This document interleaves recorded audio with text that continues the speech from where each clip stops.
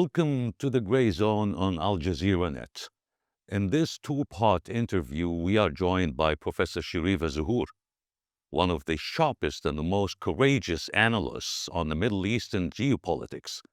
With a rich background in both research and teaching, Professor Zahur offers an invaluable perspective on the seismic shifts underway in the region. In this first installment, we will examine Washington's recalibrated Middle East strategy, including the controversial concept of a Middle Eastern NATO potentially anchored by Israel, and how Tel Aviv's territorial ambitions are shaping norms in neighboring states. We will explore the role the U.S. plays in enabling illegal settlements expansions in the West Bank, the erosion of the two-state paradigm, and the conspicuous absence of a serious binding framework for Palestinian statehood. This absence makes efforts like the recently launched ceasefire deal in Gaza, unveiled last week at an extravagant event in Sharm el-Sheikh, Egypt, highly precarious. Without addressing Palestinian political rights and sovereignty, can resistance movements realistically be disarmed or contained? Adding urgency to these discussions is Israel's recent unprecedented bombing far beyond its usual operational theater, signaling a potential new phase of escalation and recalibrated U.S.-Israeli regional approaches. With normalization deals, security cooperation, and creeping territorial designs, especially in Sinai, Lebanon, and Jordan, on the table, it's time for an unflinching interrogation of these tectonic realignments. Professor Sharifa Zahur, thank you so much for talking to Al Jazeera. Thank you for having me. Professor Zahur, you've warned of tectonic changes in the Middle East driven by U.S. strategic interests. What do you believe are the core shifts Washington is pursuing? I think that most probably this is kind of the long view. It's something that I've been seeing for about 20 years. And it seems to have accelerated under the second Trump administration. But all the uh, seeds and currents in this were in motion earlier. So I think some of this is driven by Israel. Some of it is driven by political changes within the United States, including uh, an isolationist and xenophobic current. Um, that is apparent in the Republic. There are many different parts to this. One is the aggressive tactics of Israel against various countries, not just Gaza, uh, against Iran, against Lebanon, right now in southern Syria, uh, and at the same time, other tactics, the Abraham Accords, efforts at carrot and stick at the same time. In the US, I think there's been an effort to try and manage regional conflict by either convincing or threatening or also bribing countries in said region, convincing them it is best for them. And I don't think that's a new tactic. That's pretty much been underway ever since um, Serbia, Bosnia, various other conflicts. It doesn't work. It isn't a question of whether it works. It's that the United States cannot manage more than, say, two large conflicts at once. So it wants to outsource them. Following that Uh, strategic lens, one of the most alarming proposals in the Middle East uh, is a Middle East NATO, potentially led by Israel. How viable is this idea, and what dangers does it pose to Arab sovereignty and cohesion? this is this is the element I'm alluding to. I think it goes back maybe even to Bush 1, but I encountered it during Bush 2. Um, I don't think it would ever work led by Israel. So, then the Department of Defense, now renamed the Department of War, um, the placement of Israel was not within Central Command. It was placed in European Command. Yeah. So how to lead these countries, and there are enough realists uh, still, although many people have resigned or been fired at the upper levels in the Department of War. Um, there are enough realists remaining to know that it cannot work with Israel carrying the lead. But unfortunately, the US vision is that such a NATO, or whatever you call it, would fulfill Israel's interests because they're so closely aligned with US interests. Whereas, again, the realists know that these interests are highly divergent, and these various countries know that. Anyway, they've utilized this idea previously in several Gulf wars and in Iraq. Was it successful or not? That's a different question. Um, but uh, it also in the war on terror, they have utilized this idea. And then there's so many effects. So then in this coalition, there's this whole wellspring of money that can go for training, and it can go for joint exercises, and it can go for building centers or building future interests, and so on and so on and so on. Um, the question is who does this serve?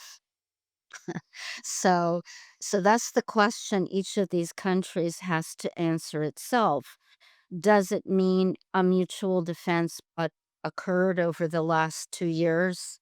Um, does it mean that this group would defend the UAE? Would it defend Jordan? Would it defend whoever is really within it?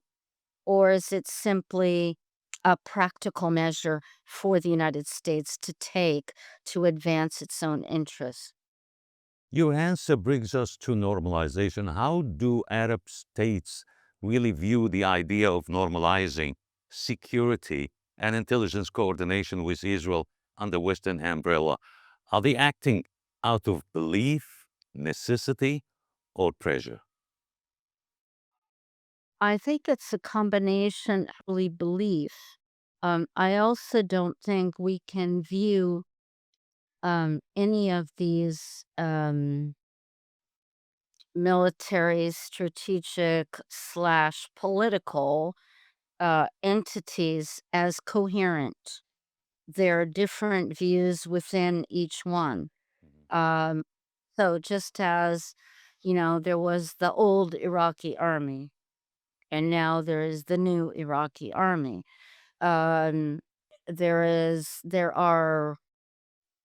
have been waves within the Algerian military. And part of that has to do with how each one is placed in relation to its own government. Um, but I think that, each has watched what has happened to the so called axis of resistance. And They don't want to suffer that fate, or they know that they're not strong enough perhaps to withstand, let's say, in the case of Gulf countries, smaller Gulf countries, an actual attack by Iran. Uh, so, so on the one hand, then on the other hand, there have been inducements. There have been financial inducements and other inducements made. Certain countries, let's say Oman, have taken a different stance. So to rely on their own diplomacy and their own best interests first, and not necessarily seeing eye to eye with the United States. Even Saudi Arabia hasn't seen eye to eye with the United States on Iran. So the recent detente, which maybe the United States didn't like. Um, but in terms of the Abraham Accords, also, you have a sort of an entity within the US government formed to pursue certain interests, mostly financial and economic interests, uh, and maybe even personal interests, that firmly believes in it. And they have quite a propaganda machine. And I mean, peace sounds nice, doesn't it? You know, But until you think about what exactly it means. So there's backlash, some backlash in each case, which is suppressed. There was not backlash, but there's resistance to this idea within Morocco. Mhm. Are those who are opposed to this strong enough? No, they're not. Um, so I think those who have supported the Abraham Accords within the Arab countries think they are being pragmatic. Maybe they're representing their own narrower political interests. Um, and then each one, has a rhetorical line, which is, but uh, we also support um, sovereignty and human rights for Palestine or whatever, you know, or we also believe X. Does that make sense within the Abraham Accords or not? I don't know. I don't think so. Okay, Mm. switching to on the ground issues, let's talk about Israel's regional behavior. Many experts have pointed to expansionist tendencies, not just in Gaza or the West Bank, but potentially in Sinai, southern Lebanon, and even Jordan. How real is this threat? Well, I think the expansionist threats are real. True expansion, comes from the Jabotinsky flank, the father of the Likud, or however you want to see the right wing, that always spoke of a greater Israel and always tries to advance it. And certain He was not politicians, the only one, by the way. yeah, never veer from this. But others, again, are more pragmatic. So they talk about a buffer zone, or they talk about um, they actually have gotten, you know, there Israel controls a lot of the West Bank already, uh, through many things, through agribusiness, through water, not only through security, Mhm. making use of the area difficult, making use of the area impossible, allowing settler activity and attacks, and so on and so on and so on. Uh, Syria, they want a buffer zone. They've said so. They want a deal with the new Syria. There was already, a DMZ for a long time. Uh, and Israel's been violating that for months now. Um, would they go further? They might, or there might be kind of agreement and you can operate up to here, but no further. Uh, in terms of the hawks within Israel's defense establishment and intelligence establishment, um, I think these last 2 years were very crucial with the attacks on Iran and the attacks on Hezbollah and the attacks on Hamas. Um, the message is being sent, if you do anything, we will disable you. And also, not soft, but, other political efforts. So support to the the Shah's son, uh, and his supporters all around the world, and, support to the, women in freedom movement in Iran, support to whoever can, destabilize. And that way, uh, Israel, I think, feels its psychological security border is enhanced. Dr. Zahur, zooming in on one flashpoint, specifically regarding Egypt, what do you make of growing concerns about Israeli interest in Sinai, especially after years of securitization and demilitarization? This is a very complex question, because Egypt has engaged its security forces, in a lengthy war in the Sinai. Um, since before the rebel, no journalists allowed in. Um, and uh, now, with this peace deal in Gaza, there is a flank of the Trump administration which is highly unrealistic, the same flank that is what all out for the Abraham Accords, which still thinks they can settle the Gazan people in the Sinai, by pushing Sisi, their friend, to allow them or move them en masse, or at least relocate them. This is the current plan, to a camp, right on the border, uh, in which they will, as far as I can tell, suffer in misery, and not be able to leave. Um, that same camp of the Trump administration attacked the UNRWA, the UNRWA, and rules it as a terrorist organization when it is an arm of the United Nations. And but they are not. Perhaps the realists can talk sense into them, perhaps not. Uh, so then on the Israeli side, there always were hawks, and there still are, who want to retake the Sinai. Militarily, they could. They could. Mhm. But in terms of their own political interests, it's better for them not to do so. And they know that.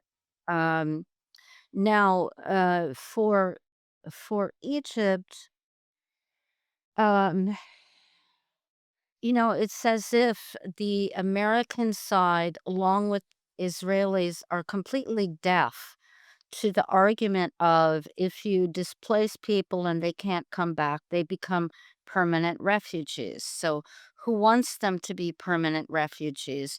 Both.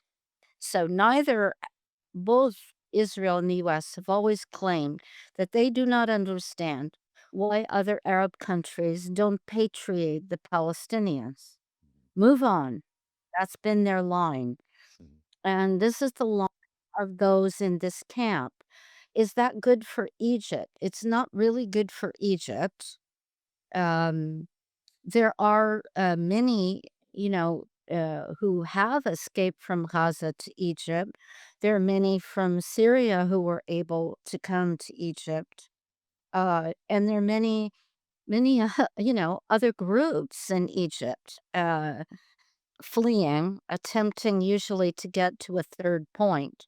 Um, It is not, um, so so then there are other little pieces to this. I mean, there've been the MFO for a long time, the observer force in the Sinai, which operate, and their goal is supposedly to prevent the outbreak of a new war.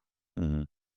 Um, but they have no tools. You know, they don't have the diplomatic or the informational or the economic tools other than a presence. Mm. Um, so I think this is a troubling question for Egypt because however unstable Gaza is, that's a continued concern for it, too, uh, into the future.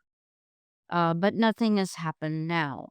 I mean, to Egypt. Professor, let's zoom out again. In your view, is Israeli expansionism being indirectly enabled by U.S. strategy, including its support for military alliances and security umbrellas? In other words, is there a dividing line between U.S. interests in the Middle East and Israel's, or is there no such line? It depends who you speak to. Okay. So under the old Department of Defense, which has had, more than 10,000 employees. It's a big unit. Within just the Army, uh, in the US, there always were different political interests within the Department of State, the old Department of State, not under Trump. There have been career diplomats who are not lockstep with Israel. Some of them are gone, some of them have been fired. Not all of them have been fired. I think also the crisis in Gaza, and if I may say the word genocide, which you can't say on US TV, so in Gaza has woken up a significant audience outside, the Department of Defense who don't want US interests to be this aligned with Israel. They don't want this to be so. And on the other hand, you have a phalanx of people from within the Department of Justice to universities who have caved completely, okay, by this argument that if you oppose Israel, it's anti Semitism. Mhm. You have to have anti-Semitism rules, therefore you can't allow this, you can't allow that, you can't allow this. It's a very specific, uh, US variant, um, which has been we've seen there's a challenge to it in the world. In the world, more and more and more countries have recognized Palestine, including, the UK, even though there is a right wing in the UK too, and there is a right wing in France too. Um, but on this issue, uh, uh, the defense establishment is subject to pressure in so many ways. A lot of its work is done by contractors. Mhm. Contractors are told, well, you can't write strategic plans that challenge what Israel wants to do here. You can't write plans which ask questions about whose interests this plan is in. Mhm. Within the teaching environment that I was in, there Yeah, we're going to get to that teaching part very soon. at the level of the upper officer level, there are some divergences from that view. Mhm. Uh, and that's pretty apparent, especially if people have been on 4 or 5 tours to the Middle East and have a longer view of what has happened. Um, so um, in the politician camp, it's pretty bad. You know, it's pretty strong and pretty obvious who is subservient, let's say, to APAC. Uh, and there have been efforts to build other lobbies, Muslim lobbies, Arab lobbies, in response. Mhm. With the recent launch of Gaza ceasefire deal at the high-profile event in Sharm el-Sheikh, how practical is it to expect a lasting halt to hostilities without a serious and binding framework for Palestinian statehood? Can resistance movements realistically be disarmed or contained without addressing the core political and territorial grievances of the Palestinians? I don't believe so. That's my personal belief. I don't believe so. As for the faction, I don't know what to call them. I mean, first they were the Tea Party, and now they are the the hard Trumpers. Okay. I think he thinks so. I think they think that these 2 years of genocide have shown Palestinians in Gaza that they cannot resist to this degree and they must disarm. I think, again, this faction or whatever you want to call it is extremely unrealistic. Look at how it's gone in Lebanon. Has Hezbollah disarmed? No. All the promise of money, all the efforts of Macron, all the efforts internally, no, it hasn't happened. Mhm. So I think the best we can hope for is we don't have a clear framework, and we don't have a clear framework because the United States still doesn't support Palestinian sovereignty in any form, one state or two states at the moment. Previously, under certain administrations, towards the end, of Clinton and Obama, um, support was given to at least two-state solution, and that's where the rest of the world is, and the United States hasn't caught up to them. Were Uh, they honest and sincere in this policy that they were talking about, the two-state solution? Do you believe they were sincere, honest? do I believe who was honest? Those administrations, Clinton's administration, Obama administration? Or I'm not sure, but I think they were asked in a manner similar to the way you asked me, how you can sustain peace. Hmm. When disable, dishome, and disembowel people and don't give them any hope for the future. Um, so, practically speaking, they know that's not true. Um, the question of, well, yeah, I'll let you continue. Okay. Considering the recent Israeli bombing in Qatar targeting Hamas leaders, an unprecedented move outside its usual geographic scope, what do you think are the strategic implications of this strike?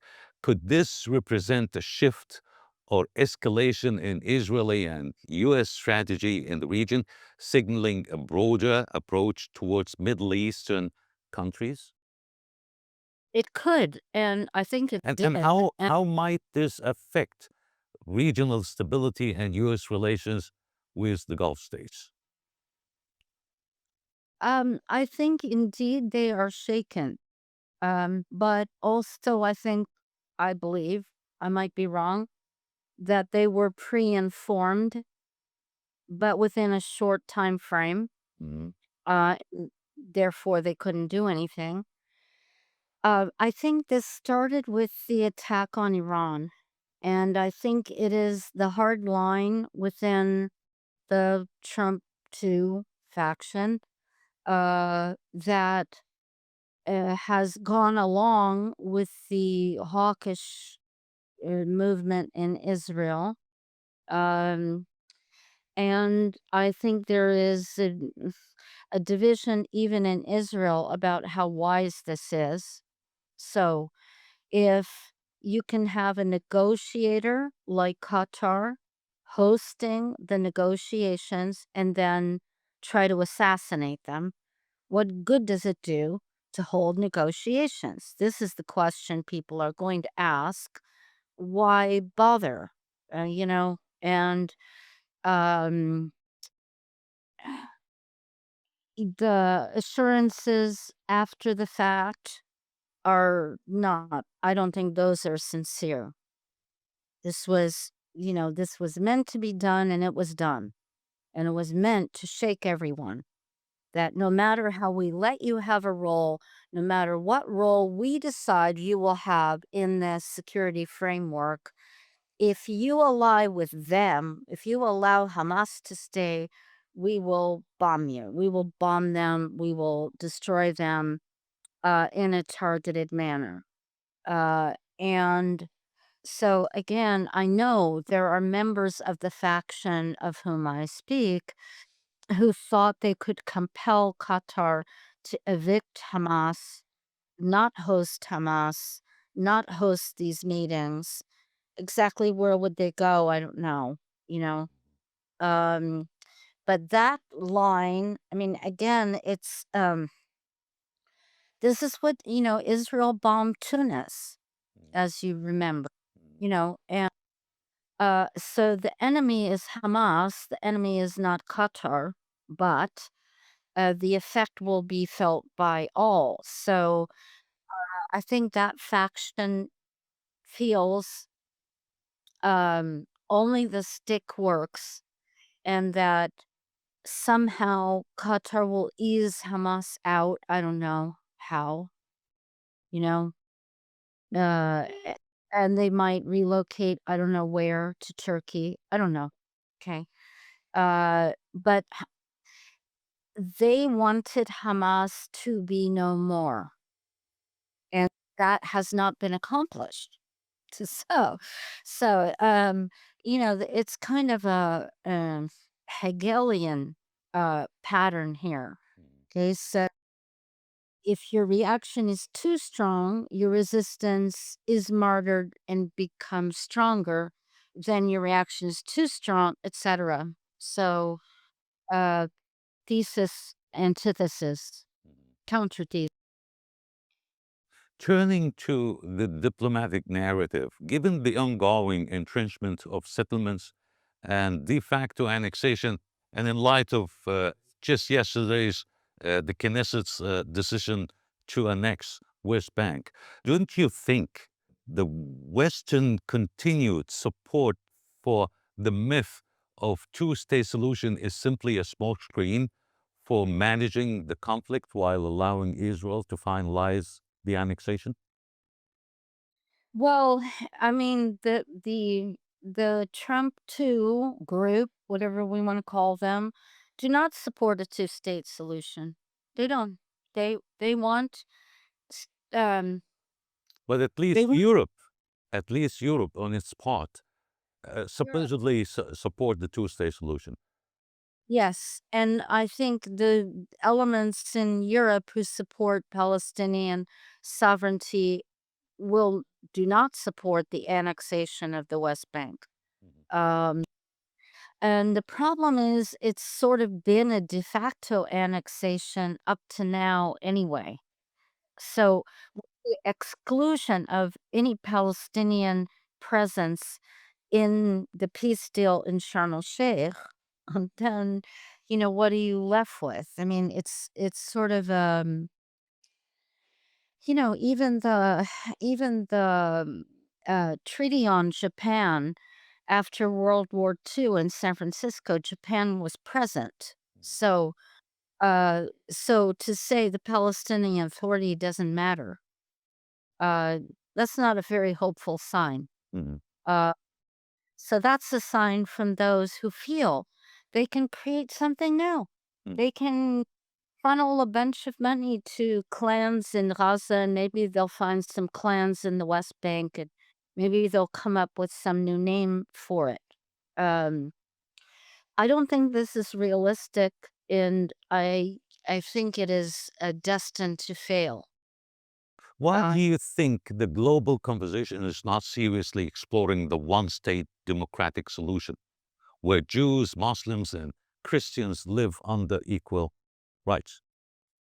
I think that the to answer you, having been there and uh, having seen the utter discrimination and apartheid to which Palestinians, but also Green Line Israelis, 48 Israelis of Arab descent, because they won't say Palestinians, are subjected to. I don't see how Israel as it is now would ever grant democratic rights to its Arab and Palestinian people. I don't see how the one state will function. I believe If the only way to achieve this is to have Israel minus Zionism, if even you had if it remains to be a Jewish state, but minus Zionism. that also seems to be impossible from any interlocutors I have had, because they'll then say no, Zionism simply means defense for our own country. No, it means a lot more than that. So, I think that I think it's probably asking too much. There is no prototype of a democratic one state in Israel. Okay. And at every stage of the game, they've said, okay, Oslo, right? We'll allow two states, but there can't be any military in Gaza. And then, okay, there can't be any airport. There can't be this. There can't be that. You know, uh, so, and I don't see Israel suppressing its own right wing or de-Zionizing. I don't envision that in the future. What do you make of the Abraham Accords, not just as diplomatic tools, but as steps towards permanent normalization of occupation? Um, if it worked, I mean, if these accords gave the countries as much as it gives Israel in terms of security, and as much as it gives the United States in terms of, I don't know what, merit, profile, uh, political capital, that would be one thing. But look, what we've seen is really different. In more stable environments, let's say the UAE, or I don't know, Morocco, but Morocco right now is actually not stable. Um, as long as the country limits this to economic, trade, tourism, whatever, this is supposed to be good for both sides.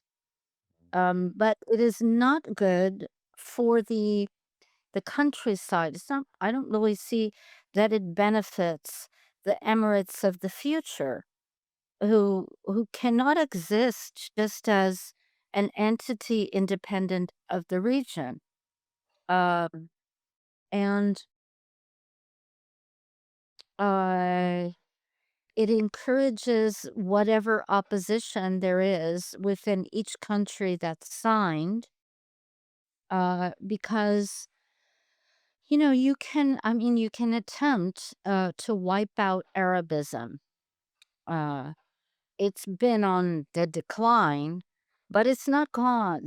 It's not entirely gone, because ultimately, from a security standpoint, it would be best for Arab states if they banded together in unity and supported each other without the United States and the Israeli interests. And I think people know that, but eh, they aren't going there.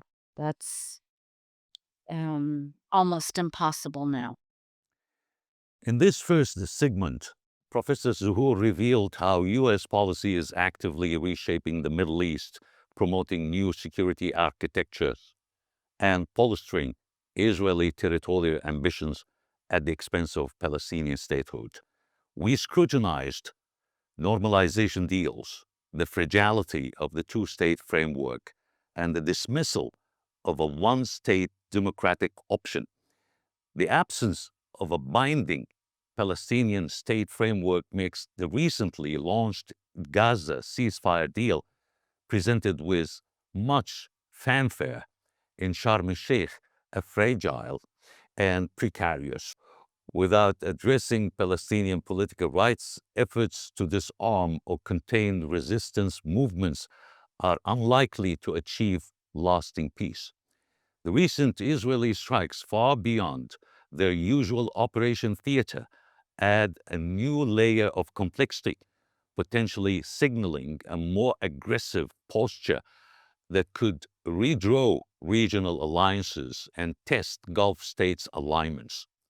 The central question now is, are Arab states, or more accurately, their regimes, being coerced or complicit in this structural realignment?